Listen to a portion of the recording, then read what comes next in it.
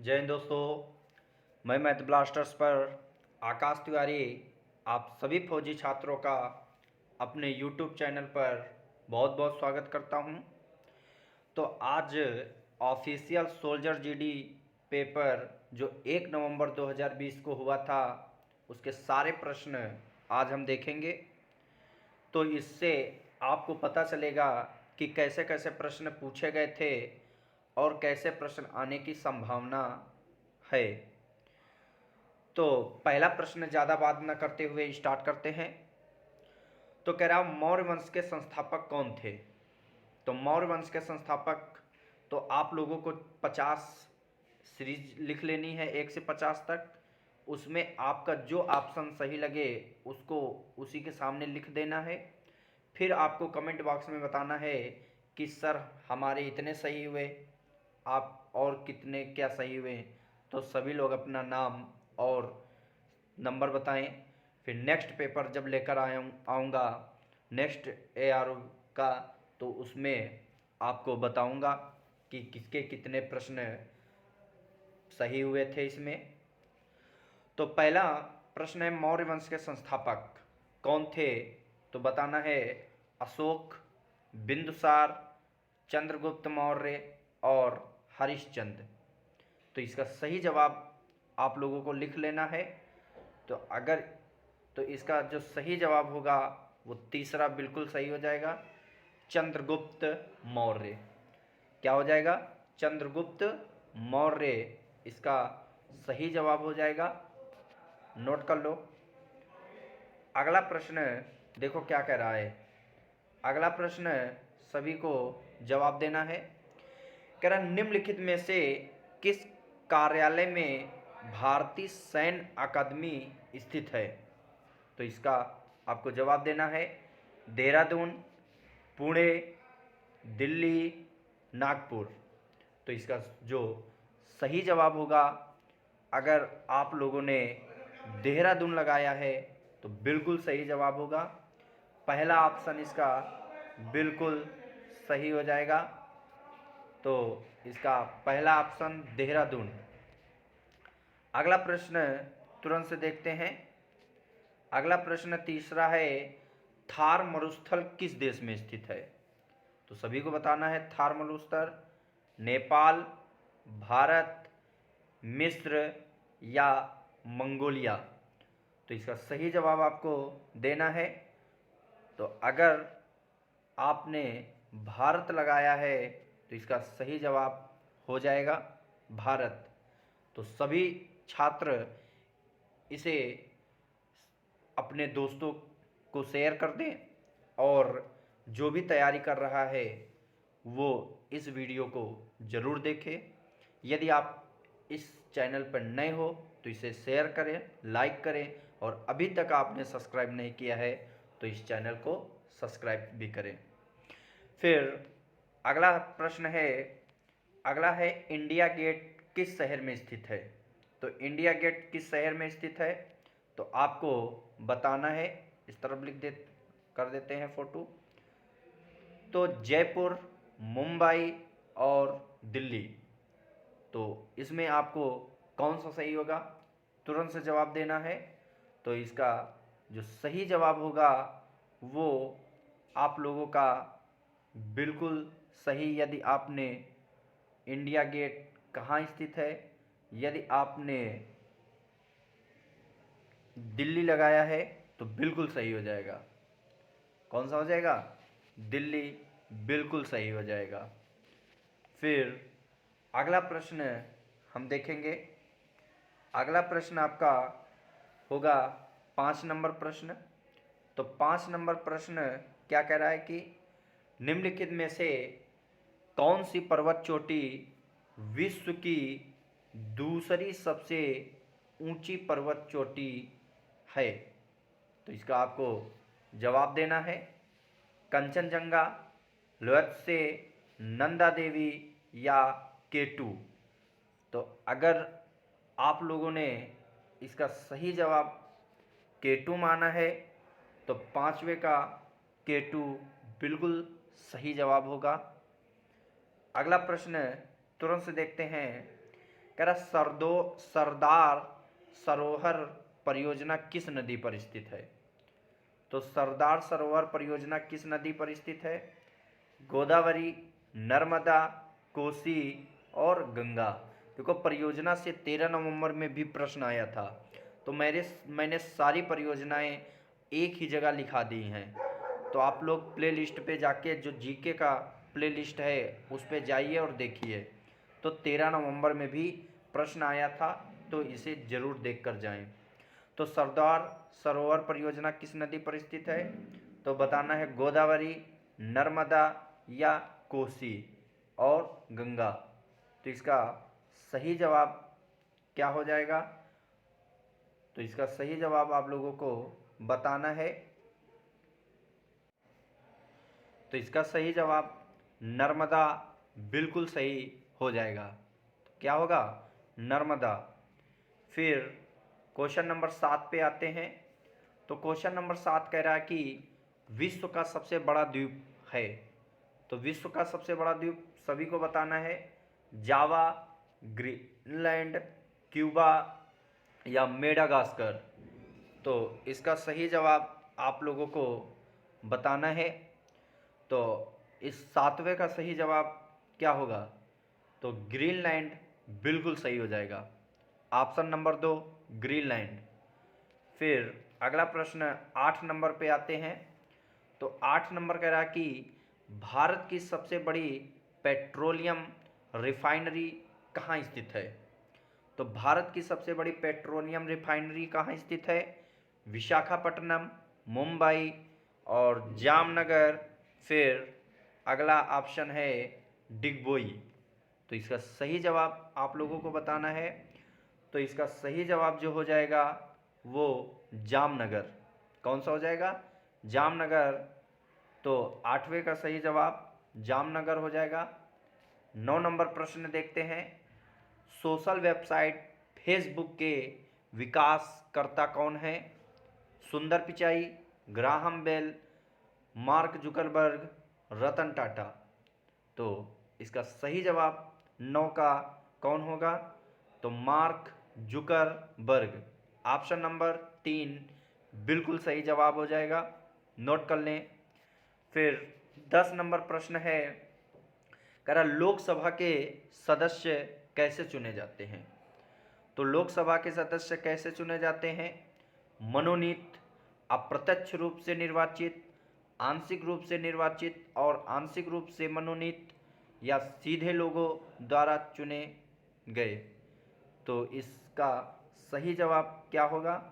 तो इसका सही जवाब सीधे लोगों द्वारा चुने गए। ऑप्शन नंबर 4 बिल्कुल सही हो जाएगा। 11 नंबर प्रश्न देखते हैं। महाराष्ट्र राज्य की राजधानी है। तो 11 नंबर प्रश्न का जवाब मुंबई, लखनऊ, दिल्ली, इलाहाबाद। तो इसका सही जवाब हो जाएगा मुंबई। पहला ऑप्शन बिल्कुल सही हो जाएगा। ठीक, आगे देखते हैं 12 नंबर प्रश्न। तो 12 नंबर प्रश्न कह रहा है कि निम्नलिखित में से कौन राजा अशोक के पिता थे? तो वीरभद्र, चंद्रभान, चंद्रगुप्ता या बिंदुसार। तो 12 नंबर का सही जवाब बिंदुसार बिल्कुल सही जवाब होगा। कौन होगा? बिंदुसार बिल्कुल सही जवाब होगा। तो ऑप्शन नंबर 4 बिल्कुल सही है। तो 13 नंबर प्रश्न पे आते हैं। 13 नंबर कह रहा है कि लाल बहादुर शास्त्री। 13 नंबर प्रश्न, निम्नलिखित में से किसे भारत के लौह पुरुष के नाम से भी जाना जाता है? तो लाल बहादुर शास्त्री, सरदार वल्लभ भाई पटेल या महात्मा गांधी या रविंद्रनाथ टैगोर। तो 13 का सही जवाब जो होगा वो दूसरा बिल्कुल सही हो जाएगा। तो सरदार वल्लभ भाई पटेल। कौन हो जाएगा? सरदार वल्लभ भाई पटेल। 14 नंबर प्रश्न पे आते हैं तुरंत से। दिल्ली किस नदी के तट पर स्थित है? यमुना, गंडक, सरयू या गोमती। तो 14 नंबर प्रश्न का सही जवाब क्या होगा? तो यमुना नदी। पहला ही ऑप्शन बिल्कुल सही, यमुना नदी। आगे आते हैं, जीके का लास्ट प्रश्न क्या कह रहा है कि किस देश को 1000 झीलों की भूमि के रूप में जाना जाता है। तो ऐसे प्रश्न भी मैंने प्लेलिस्ट में डाल दिए हैं, तो ज़रूर देख कर जाएं उसे। फिनलैंड, आयरलैंड, आइसलैंड या न्यूजीलैंड। तो इसका सही जवाब 15 का क्या हो जाएगा? तो 15 का सही जवाब क्या होगा? फिनलैंड। पहला ही ऑप्शन बिल्कुल सही हो जाएगा। तो ये आपके 15 प्रश्न जीके के थे। अब हम 15 प्रश्न देखेंगे विज्ञान से। तो ऊर्जा डॉट का प्राकृतिक स्रोत है। तो यहाँ पर देखेंगे बैटरी, विद्युत, घर्षण या सूर्य। तो इसका क्या होगा जवाब? तो आपको बताना है। तो सूर्य इसका सही जवाब हो जाएगा। ऊर्जा सूर्य का प्राकृतिक स्रोत है। फिर उसके बाद दूसरा नंबर प्रश्न देखते हैं। जब चलती ट्रेन अचानक रुक जाती है तो एक आदमी आगे की ओर गिरता है, ऊपर की ओर गिरता है, पीछे की ओर गिरता है या नीचे की ओर गिरता है। तो इसका सही जवाब आप लोगों को बताना है। यदि आप लोगों ने इसका सही जवाब नीचे की ओर लगाया है या पीछे की ओर, ऊपर की ओर, आगे की ओर, तो इसका सही जवाब इनमें से कौन होगा? तो आपको पता होना चाहिए आगे की ओर। ए ऑप्शन बिल्कुल सही हो जाएगा, आगे की ओर गिरता है। रेबीज के कारण होता है। तो रेबीज कुत्ते के काटने के कारण होता है या अस्वस्थ कर भोजन, दूषित पानी या प्रदूषण। तो रेबीज हमेशा याद रखना कुत्ते के काटने से होता है। किसके काटने से? कुत्ते के काटने से। तो हमारा ऑप्शन इसका ए बिल्कुल सही हो जाएगा। फिर अगला है, निम्नलिखित में से कौन रक्त का सार्वभौमिक प्राप्त करता है? तो इसका जवाब A B plus, B plus, O plus या ए प्लस। तो इसका भी सही जवाब हो जाएगा ए बी प्लस। तो ए बी प्लस इसका भी सही जवाब हो जाएगा। फिर आते हैं अगला प्रश्न, कार की हेडलाइट में किस दर्पण का प्रयोग किया जाता है? तो बताना है काला, उत्तल, विमान या अवतल। तो इसका जवाब आप लोगों को देना है। तो इसका सही जवाब हो जाएगा अवतल।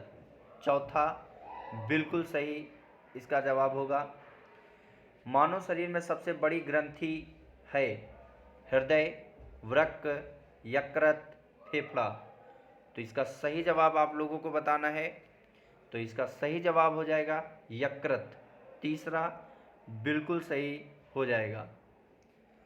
फिर आगे प्रश्न है, कार्बन और हाइड्रोजन के यौगिक को कहा जाता है हाइड्रोकार्बन, कार्बनिक यौगिक, शर्करा या कार्बोहाइड्रेट। तो इसका सही जवाब आपका हो जाएगा हाइड्रोकार्बन। कौन सा जवाब हो जाएगा? हाइड्रोकार्बन बिल्कुल सही जवाब हो जाएगा। अगला प्रश्न है, सोडियम का रासायनिक चिन्ह है H2SO। तो सोडियम का रासायनिक चिन्ह है HDSONaNu। तो तीसरा इसका बिल्कुल सही जवाब हो जाएगा Na। तो हमारा अगला प्रश्न देखेंगे। अगला प्रश्न क्या कह रहा है? अगला प्रश्न, निम्न में से हृदयघात का कारण क्या है? रक्त प्रोटीन, कोलेस्ट्रॉल, रक्त में स्थित यूरिया या रक्त शर्करा। तो इसका सही जवाब कौन सा होगा? तो आपको बताना है। तो इसका कोलेस्ट्रॉल दूसरा ऑप्शन बिल्कुल सही हो जाएगा। अगला प्रश्न देखेंगे, सल्फ्यूरिक अम्ल है तो H2SO4, H2SO2, HNO3, HCl। तो इसका सही जवाब हो जाएगा H2SO4 बिल्कुल सही, पहला ऑप्शन बिल्कुल सही हो जाएगा। अगला आते हैं, थर्मामीटर में किस पदार्थ का प्रयोग किया जाता है? तेल, जल, लोहा या पारा? तो इसका सही जवाब आप लोगों को बताना है। तो इसका सही जवाब हो जाएगा पारा, बिल्कुल सही जवाब हो जाएगा। अगला प्रश्न देखते हैं, बॉक्साइट किस धातु का अयस्क है? एल्युमिनियम, तांबा, टिन, सोना? तो बॉक्साइट आपको बताना है किसका है, तो एल्युमिनियम का। किसका है? एल्युमिनियम का, दूसरा ऑप्शन बिल्कुल सही हो जाएगा। हमारे शरीर में स्नायु लिगामेंट्स को जोड़ता है, तो इसका सही जवाब आपको देना है। मांसपेशियों से त्वचा, पेशी से हड्डी, पेशी से पेशी या हड्डी से हड्डी? तो इसका सही जवाब आपका हो जाएगा हड्डी से हड्डी। क्या हो जाएगा? हड्डी से हड्डी। अगला प्रश्न तुरंत देखते हैं, सिस्मोग्राफ का उपयोग डॉट को मापने के लिए किया जाता है? भूकंप, हृदय स्पंद, धारा का प्रवाह या रक्तचाप? तो इसका सही जवाब आप लोगों को कमेंट बॉक्स में बताना है क्या होगा। फिर इस साइंस का अंतिम प्रश्न देखते हैं, कह रहा कि शक्ति का एसआई मात्रक है अमीटर, कूलाम्ब, वाट, जूल? तो शक्ति का एसआई मात्रक क्या होगा? तो वाट होगा। क्या होगा? वाट होगा। तो ये सारे प्रश्न लखनऊ बीआरओ में 1 नवंबर 2020 में पूछे गए थे। तो इनका जवाब और इन क्वेश्चन को जरूर देखें और बताएं आपके कितने प्रश्न सही हुए हैं। तो अब हम आएंगे आगे मैथ पर। तो मैथ के प्रश्न कैसे कैसे पूछे गए थे उनके बारे में अब हम देखेंगे। तो अब पेन कॉपी तैयार रखो। देखो मैथ का पहला प्रश्न क्या कह रहा है, कह रहा कि यदि किसी राशि का 2 वर्ष का साधारण ब्याज 40 रुपए और 2 वर्षों में मिश्र धन 1040 रुपए हो जाता है, तो ब्याज की दर ज्ञात कीजिए। 0.05%, 2%, 20% या 0.1%? मतलब 0.05% या 2% या 20% या 0.1% इनमें बताना है। तो ऐसे प्रश्न करने के लिए आप अपना दिमाग थोड़ा यूज करिए। उसने कहा यदि किसी राशि का 2 वर्ष का साधारण ब्याज 40 रुपए है, समझना, साधारण ब्याज 40 रुपए और 2 वर्ष का मिश्र धन 1040 रुपया है। तो अपने ही दिमाग से सोचो मिश्र धन का मतलब क्या होता है? जिसमें मूलधन और ब्याज दोनों जुड़ा हो उसे ही हम कहेंगे मिश्र धन। तो 1040 रुपए में हमारा धन भी जुड़ा है और ब्याज भी जुड़ा है।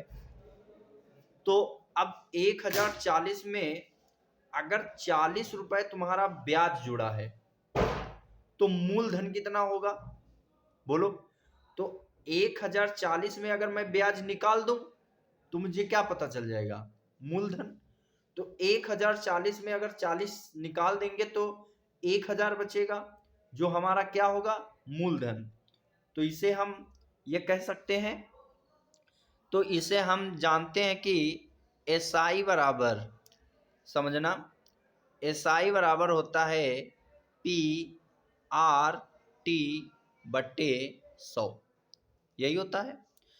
अब अगर आपको 40 रुपए ब्याज मिल रहा है और जिसमें से तुमने कहा कि मुझे 1040 में अगर मैंने 40 निकाल दिया तो 1000 ही मेरा मूलधन आया, और रेट मुझे पता नहीं है, टाइम 2 साल लगा, बटे 100 कर दोगे कि नहीं कर दोगे? बोलो, कर दोगे? अगर आप कर दोगे तो हमने कहा 0 0 0 0 कैंसिल हो जाएगा, और ये 0 से ये 0 कैंसिल हो जाएगा, तो 2 एक कम 2 और 2 दूनी 4, तो इसका मतलब 2 दूनी 4, तो हमारा रेट परसेंट कितना आया? 2%। कुछ समझ में आया? रेट परसेंट 2%, तो हमारा उत्तर जो हो जाएगा वो 2% हो जाएगा। अब ये वाला तो सभी लोग करेंगे, क्योंकि SI बराबर PRT बटे 100 कर देंगे, आपका जवाब हो जाएगा। लेकिन आपको वहां कैसे करना है?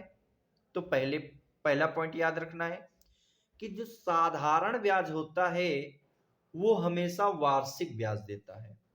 कैसा देता है? वो हमेशा वार्षिक ब्याज देता है और हर साल समान ब्याज देता है। कहने का मतलब, अगर 100 रुपए पर एक साल में 10 रुपया ब्याज मिल रहा है, तो 2 साल तक अगर रहेगा तो 10 ही ब्याज मिलेगा, तो पहले 10 अब 10 20 रुपया हो जाएगा। तो एक साल का अगर मुझे ब्याज पता चल जाए तो चाहे जितने साल का मुझे पूछ दे।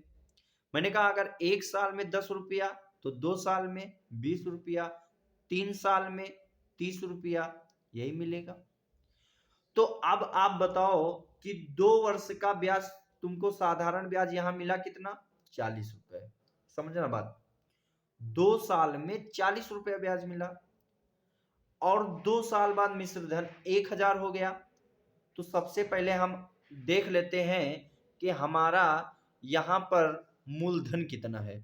तो आप कहोगे 1040 में अगर 40 में निकाल दूं तो मुझे पता चल गया कि मेरा मूलधन जो था वो 1000 था, और 2 साल बाद 40 रुपया ब्याज मिला, तो इसका मतलब प्रत्येक साल कितना मिलता होगा? तो आप कहोगे 20 रुपया। कितना मिलता होगा? 20 रुपया। तो 2 साल बाद आपको कितना मिला? तो 40 रुपया। एक साल में कितना मिला? तो आप कहोगे 20 रुपया। कुछ समझ में आ रहा है? तो एक साल में 20 रुपया मिलेगा। बोलो, मिलेगा कि नहीं मिलेगा? तो 1000 रुपए पर तुमको 20 रुपया ब्याज मिल रहा है। बोलो, 20 रुपया ब्याज तुमको मिला कितने पर? 1000 रुपए पर। और रेट परसेंट निकालने के लिए कितने से गुणा करते हो? 100 से। 0 0 0 0 कैंसिल हो जाएगा, ये 0 से ये 0 कैंसिल हो जाएगा, हमारा परसेंट कितना आ जाएगा? 2% आ जाएगा। तुरंत से आपका जवाब आ जाएगा।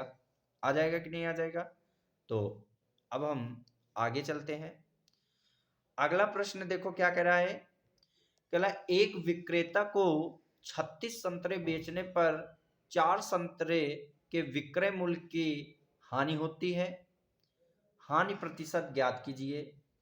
पहला ऑप्शन है 9.9, फिर 10%, 12.5%, 11.11%, मतलब 9.9%, 10% या 12.5% या 11.11% बताना है। तो आप ऐसे ही समझो, आप जब 36 संतरे बेचते हो तो 4 संतरे के विक्रय मूल्य के बराबर हानि हो जाती है। कहने का मतलब है कि तुम अगर मुझे 36 संतरे दो तो तुम कहोगे कि आपको मैंने 36 संतरे दिया तो 4 संतरे के विक्रय मूल्य के बराबर मुझे नुकसान हो गया। इसका मतलब ये हुआ कि 36 संतरे बेचने पर 4 संतरे के विक्रय मूल्य के बराबर हानि हो रही है उसे। तो इसका मतलब उसने खरीदा जो होगा वो क्या किया होगा? ज्यादा खरीदा होगा कि कम की? जब तुम 36 संतरे बेचते हो तो 4 संतरे के विक्रय मूल्य के बराबर क्या होती है? हानि होती है। ठीक, अब हानि होती है तो इसका मतलब कि तुमने उस 4 संतरे ज्यादा लिए होंगे, बोलो। तो इसका मतलब कि तुमने वो चीज 40 में खरीदी होगी, और जब तुम 36 की बेच रहे हो तभी तो तुमको 4 संतरे की विक्रय मूल्य के बराबर हानि हो रही है। बोलो। तो 40 की खरीदा, 36 की बेचा, तो तुमको क्या हुआ? 4 का नुकसान हुआ। तो हमने कहा 4 का ये तुमको नुकसान हो गया। और लाभ और हानि परसेंट हमेशा किस पर निकलता है? क्रय मूल्य पर निकलता है। किस पर निकलता है? क्रय मूल्य पर। तो क्रय मूल्य इस पर कितना हो जाएगा?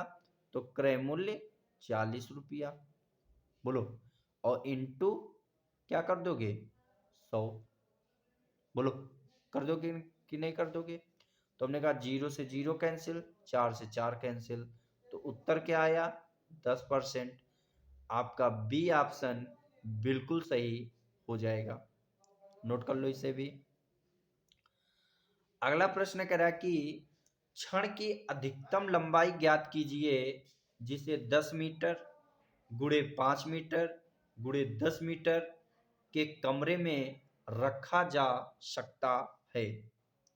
पहला ऑप्शन है 16.5 मीटर, 17 मीटर, 18 मीटर या 15 मीटर।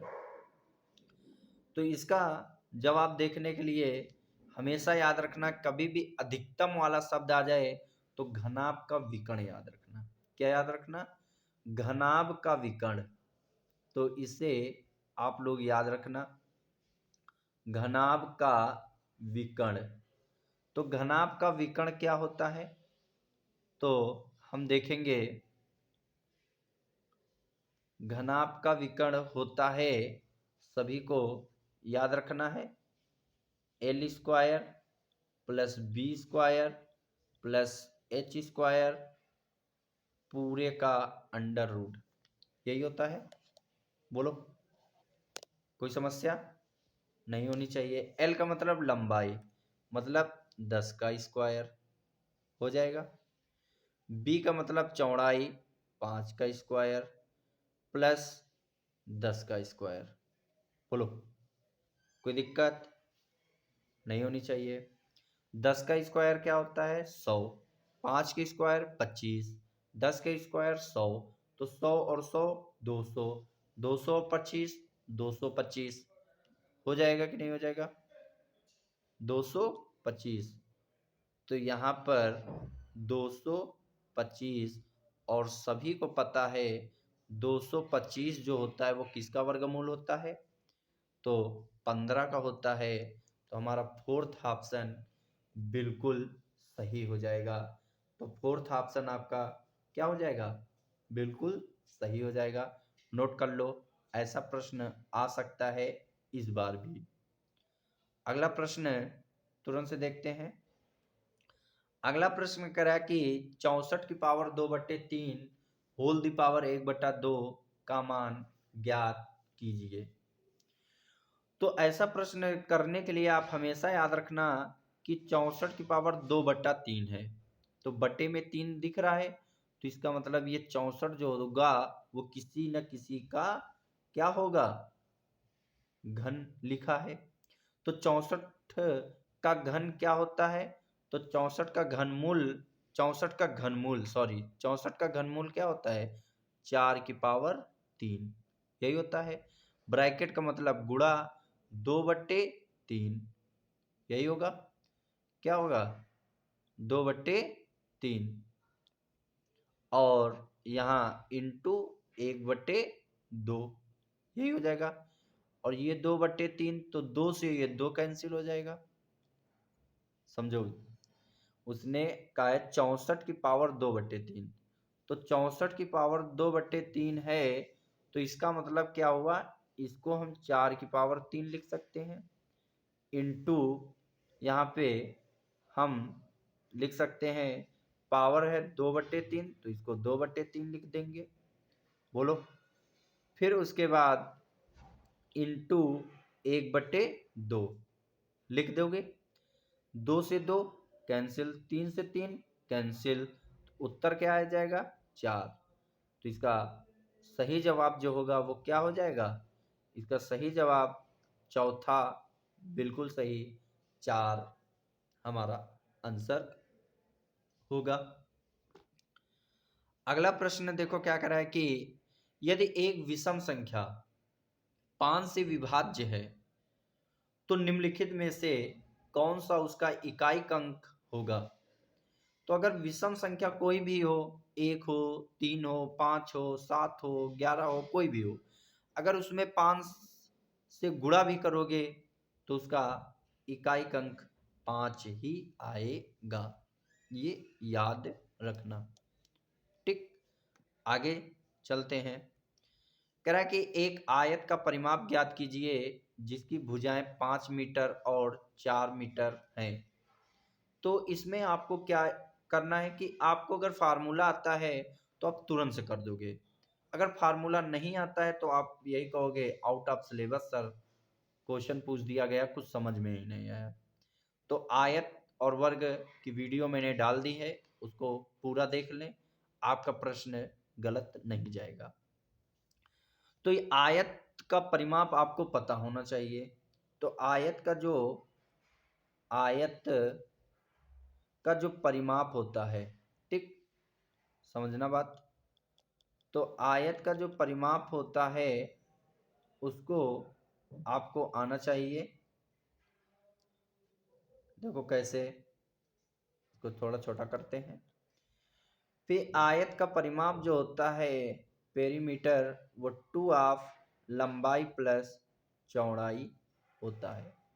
ठीक, लंबाई कितना दी है 5, 2 भुजाएं हैं तो 5, चौड़ाई 4 मान लोगे।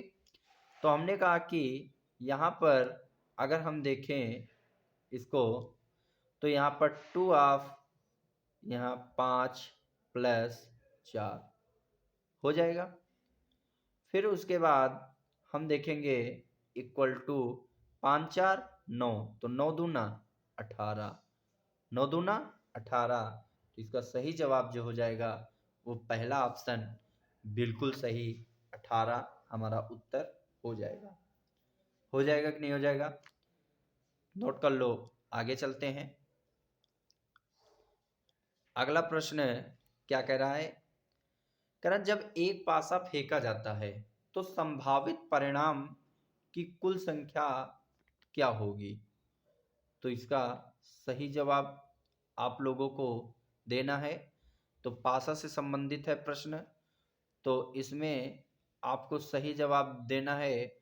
और अगर आप लोग को आता है तो इसका सही जवाब दीजिए, और अगर नहीं आता है तो कमेंट बॉक्स में लिखें और नेक्स्ट डे इसका सॉल्यूशन और ये बेहतरीन तरीके से ट्रिक से आपको बताया जाएगा कि ऐसे प्रश्न अगर पासा का आ जाए तो आप देखते ही कैसे उत्तर दोगे।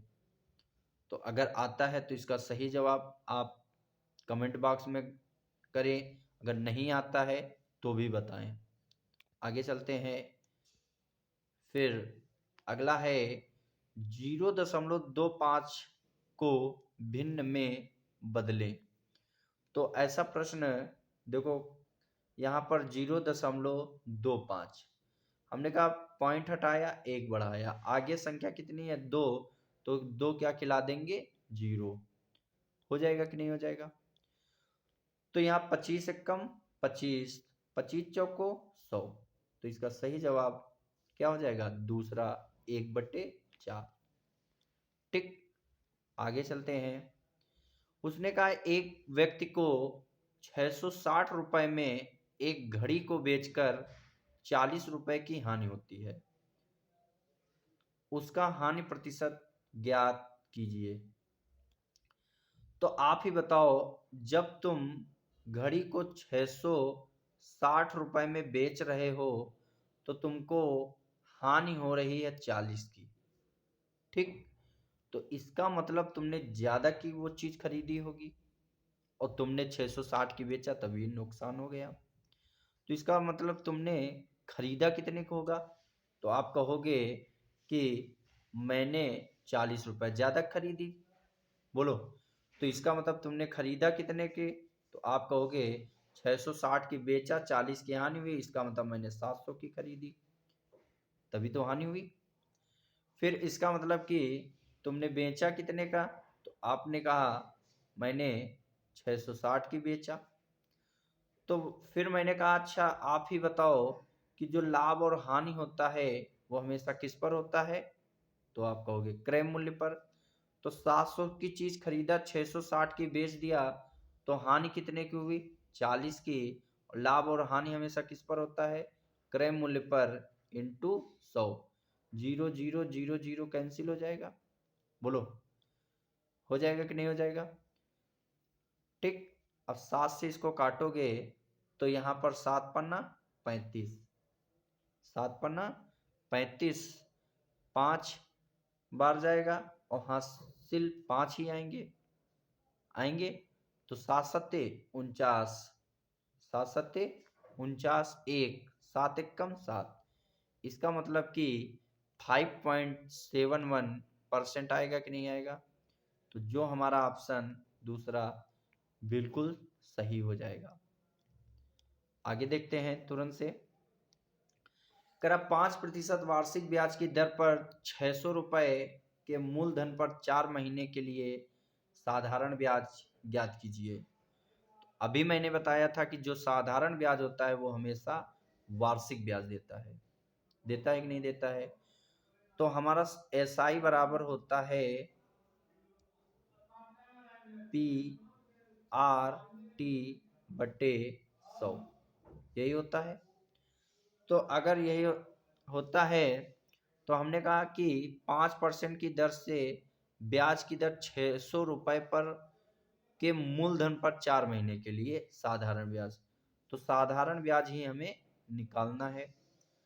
तो आप ये कर सकते हो कि मूलधन अगर तुम्हारा 600 रुपया है, समझना बात, मूलधन 600 रुपया है और रेट 5% है, टाइम 4 वर्ष है, कितने वर्ष, 4 वर्ष बटे 100। अब 4 वर्ष देता तो मैं कर देता, लेकिन 4 वर्ष न देकर 4 महीना दे दिया, समझना बात, 4 महीना दे दिया। तो इसको हम कैसे करेंगे, तो साधारण ब्याज बराबर होता है मूलधन गुणे दर गुणे समय। तो 4 महीने को अगर वर्ष में बदलेंगे तो 12 से भाग देंगे बटे 100, यही होगा। 0 0 0 0 कैंसिल हो जाएगा, बोलो 0 0 कैंसिल हो जाएगा कि नहीं हो जाएगा। ठीक। अब यहां से हम देखेंगे 6 कम 6, 6 दूना 12, 2 दूनी 4, तो 5 दूनी 10, तो ब्याज कितना मिलेगा, 10 रुपया मिलेगा। तो नोट कर लो इसे भी। इसका सही जवाब आपका दूसरा बिल्कुल सही हो जाएगा। आगे आते हैं। अगला कह रहा कि 12, 24 और 30 का लघुत्तम समापवर्तक ज्ञात कीजिए। तो लघुत्तम समापवर्तक का मतलब होता है लासा, और लासा का मतलब होता है वह छोटी से छोटी संख्या जो दी गई संख्या से पूर्ण रूप से कट जाए, उसे हम लासा कहेंगे। तो 12 मतलब कि 12, 24, 30 का अगर देखेंगे तो 12 पंची 60, लेकिन 24 से 60 नहीं कटेगा। तो यहाँ से फिर अगला हम लेंगे 120, क्या लेंगे 120। तो 12 दहम का 120, 24 पंचे 120 और 30 चौको 120। तो इसका सही जवाब जो हो जाएगा वो हमारा 120 हो जाएगा। मतलब इन्हीं में से हम ऑप्शन देख लेंगे कौन सभी से कट रहा है, वही हमारा उत्तर हो जाएगा। ठीक। इसमें फैक्टर वगैरह मत करने लगना वहां पे, नहीं टाइम ज्यादा आपका लगेगा। अगला कह रहा है कि निम्नलिखित में से सबसे बड़ी संख्या ज्ञात कीजिए जो 245 और 1029 को विभाजित करती है और प्रत्येक स्थिति में 5 शेष फल देती है। तो इसका सही जवाब आपको बताना है क्या होगा। तो यहां से अगर हम ऑप्शन देखें तो अगर हम 245 को 17 से काटे तो 17 एकम 17 होगा कि नहीं होगा।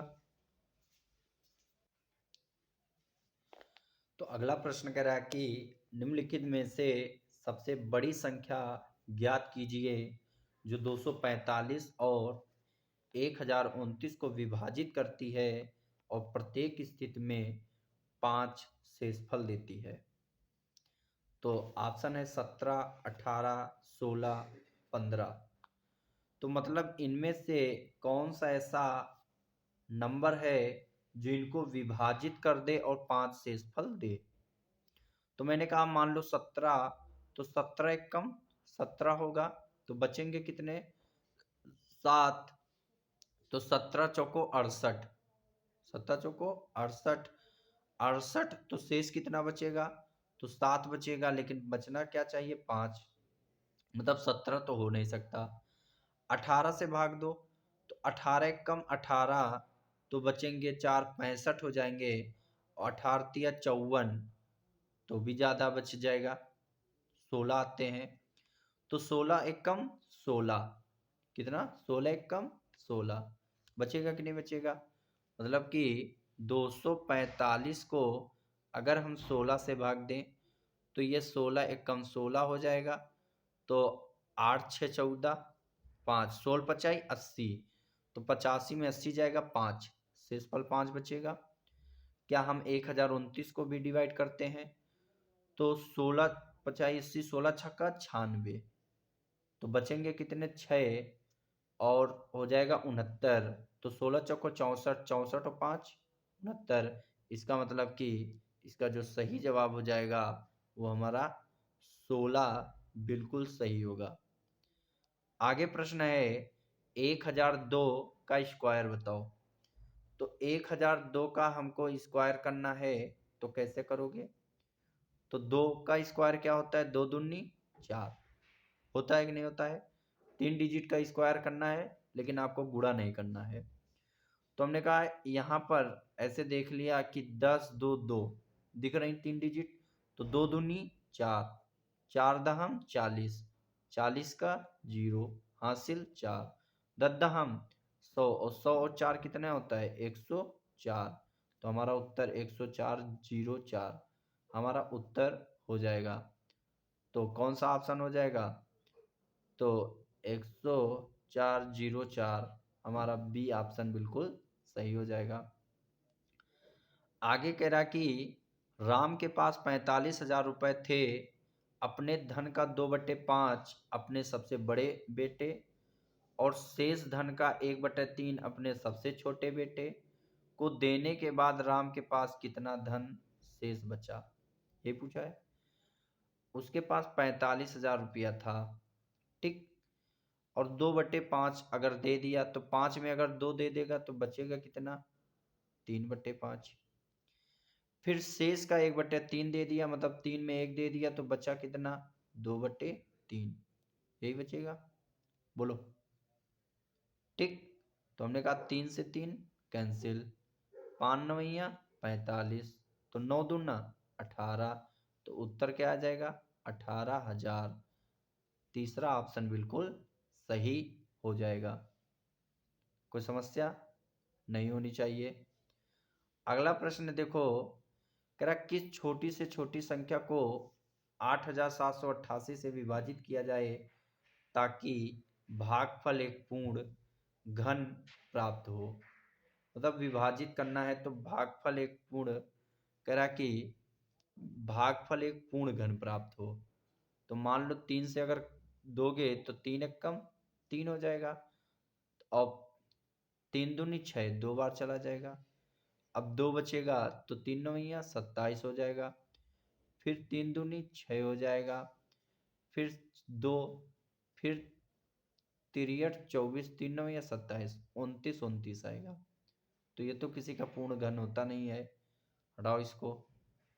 फिर उसके बाद हम देखेंगे अगला 2 से अगर हम देखें, तो 2 से अगर हम देखेंगे तो 2 चौको 8, 2 तिया 6, 2 नई 18, 2 चौको 8, यहाँ पर 43 94 आया। तो 43 94 आया, तो इसको रोकते हैं। 5 से काट दो, 5 एकम 5 3, तो 5 सत्ते 35, तो 2 पचम 25, 3 तो पचम 25, या 5 सत्ते 35। ये भी भागफल 1557 आ रहा है, ये तो हो ही नहीं सकता। 4 से 4 दूनी 8, 4 एकम 4 3 हो जाएगा तो 38, 4 9 36, 4 सटे 28, 2197। तो 2197 देखेंगे किसका होता है। तो यहाँ पर हमारा इसका सही जवाब क्या होगा तो आपको बताना है। तो इसका सही जवाब 2197।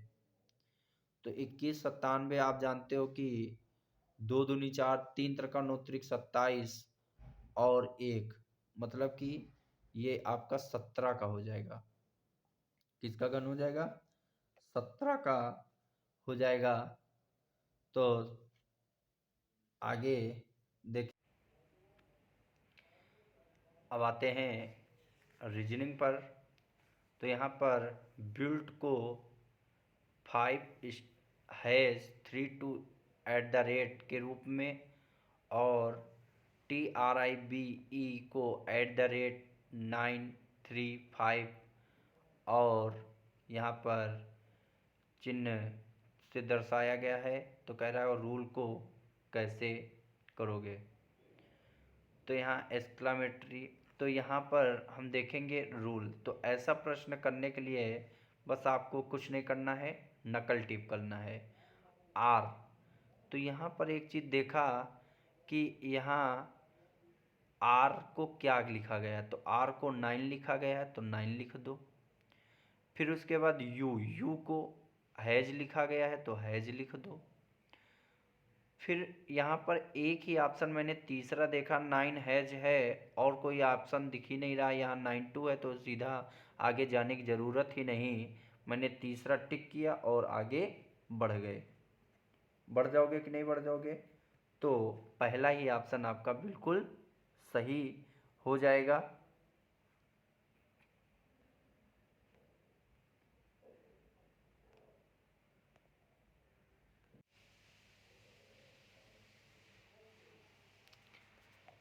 अगला प्रश्न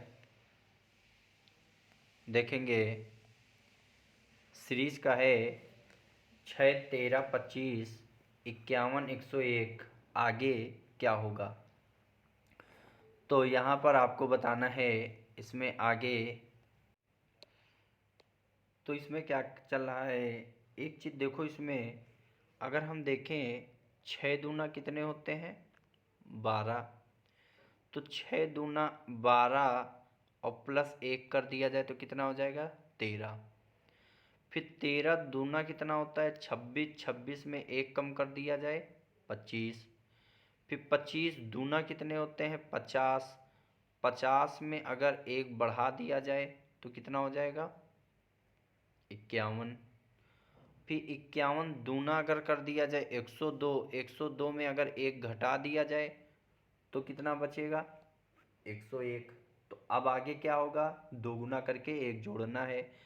102 दूना 101 दूना अगर करोगे 202 और 202 में अगर 1 जोड़ोगे तो 203 हो जाएगा। इसका मतलब कि हमारा तीसरा जवाब बिल्कुल सही हो जाएगा। अगला प्रश्न देखते हैं। कह रहा है कि विद्यार्थियों की एक पंक्ति में गणेश एक छोर से 7वें और दूसरे छोर से 11वें स्थान पर है, तो पंक्ति में विद्यार्थियों की कुल संख्या ज्ञात कीजिए। तो ऐसा प्रश्न हमेशा याद रखना, टोटल बराबर होता है लेफ्ट प्लस राइट -1। तो मतलब कि यहाँ पर हम 7 + 11 - 1, तो 18। 18 में 1 जाएगा तो कितना बचेगा? तो 17। इसका मतलब वहाँ पर 17 लोग थे। ठीक, अगला तुरंत से जवाब देखते हैं। प्रश्न क्या कह रहा है कि एक निश्चित कोड भाषा में कैट को DDY के रूप में लिखा जाता है, तो बिग को कैसे लिखा जाएगा। अच्छा, C से D हुआ 1 बढ़ा, A से D हुआ मतलब 3 बढ़ा, T से Y हुआ मतलब कितना बढ़ गया, तो आपका y 25 पे होता है तो 5 बढ़ गया। उसी प्रकार CD मतलब 1 बढ़ा तो B के बाद C 1 ही बढ़ेगा। फिर A से D हुआ था तो कितना बढ़ा था, तो 3 बढ़ा था, तो 9 3 12 मतलब L हो जाएगा। फिर 5 बढ़ा था तो 7 5 12 फिर L हो जाएगा, तो CLL आपका दूसरा बिल्कुल सही जवाब हो जाएगा, CLL। तो अब हम देखते हैं आज का अंतिम प्रश्न। अंतिम प्रश्न क्या कह रहा है, तो कह रहा है कि फोटो में दिख रहे एक व्यक्ति की ओर इशारा करते हुए राजू ने कहा। मतलब फोटो में दिख रहे एक व्यक्ति की ओर इशारा करते हुए राजू ने कहा, वह मेरी पुत्री। तो कौन कह रहा है कि राजू कह रहा है, समझना। तो राजू कह रहा है एक ये फोटो से, उसने कहा वह मेरी पुत्री, मतलब यहाँ उसकी पुत्री के पिता, पुत्री के पिता मतलब स्वयं के पिता का पुत्र है, तो इसका मतलब ये बेटा होगा। तो राजू का उससे क्या संबंध है, तो इसका मतलब कि वो उसका क्या होगा, तो उसका आपको जवाब बताना है। तो क्या होना चाहिए, तो सही जवाब इसका हो जाएगा वो इसका पिता है। कौन है, पिता है। तो ये आपके 50 प्रश्न थे जो 1 नवंबर को पूछे गए थे। तो आप लोगों को बेहतर से समझ में आया होगा। तो आप लोग इसे पूरा वीडियो देखें और शेयर करें, लाइक करें। अगर अभी तक आपने इस चैनल को सब्सक्राइब नहीं किया तो सब्सक्राइब करें। जय हिंद, जय भारत, वंदे मातरम।